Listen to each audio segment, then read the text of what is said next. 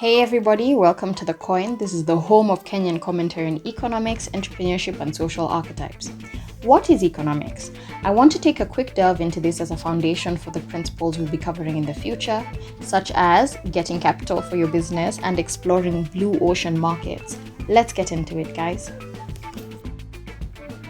Common reasons given for the desirability of economics in this regard are the analytical and problem-solving skills, knowledge of markets, and the bigger picture perspective required to succeed at it. In 2004, Business Week asked CEOs what undergraduate degree they considered the most valuable, and their top choice was engineering. Hold on, economics was the second. Among the many misconceptions of economics is that it tells you how to make money, how to run a business, or how to predict the ups and downs of the stock market. But this is not true. Economics is not about personal finance, business administration, or predicting the ups and downs of the stock market. In fact, that hasn't even been reduced to a single set of definitive principles. Instead, we look at the classical definition of economics by British economist Lionel Robbins. Economics is the study of scarce resources which have alternative uses. Scarcity in economics pertains to the gap between what is possible with the finite resources available versus the unlimited ones generated for these resources. Constraints of reality means that we cannot satisfy everyone completely. This essential principle is why I think it's important for every aware citizen to understand economics. You have a right to understand the finite resources available to your country, how they are distributed, and how they affect your own livelihood.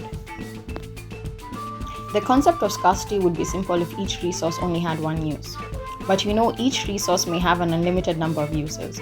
Water, for example, may be used to supply water to homes, offices, for industrial production of goods, or it could be used to generate hydroelectric power, and so many more options. A virtually limitless number of products can be produced from resources such as wood, petroleum, iron ore, or even human resources. How much of each resource should be allocated to each of its many uses?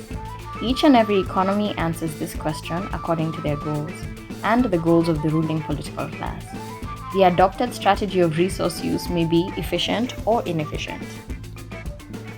Economics conveys the cause and effect relationships involved in price, demand and supply, industry and commerce, work and play, fiscal and monetary policy, technology and human resources, as well as international trade. It also takes a look at how this affects the allocation of scarce resources and how this raises or lowers the material standard of the people in that economy. Furthermore, money doesn't have to be involved to make a decision economic. Only resources are required for that. It is important for us to realize how these choices are made can lead to the poverty or the affluence of a whole country. Rich resources can exist abundantly in a poor country. This usually indicates that the country does not have the economic mechanisms to exploit their resources. By economic mechanisms, I mean that there is an understood system of value and time trade-off in a market that then optimizes the production and distribution of these goods. These mechanisms are set in place by the government, and what they mean is that the government creates an open and competitive marketplace that supports those who put in the time and capital to make goods and allows them into the market.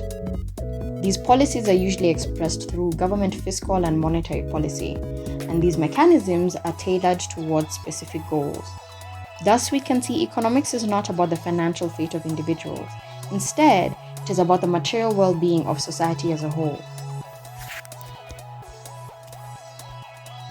While systems used to make these choices do vary, there are common themes in all economies such as demand and supply, national income, national output, and national expenditures. We will be examining these various forces, as well as how they affect individual businesses and pockets, predominantly in Kenya. If there is a topic you'd like me to cover, please feel free to comment down below. Join me as we learn to analyze the bigger picture surrounding your money. Subscribe and hit the like button.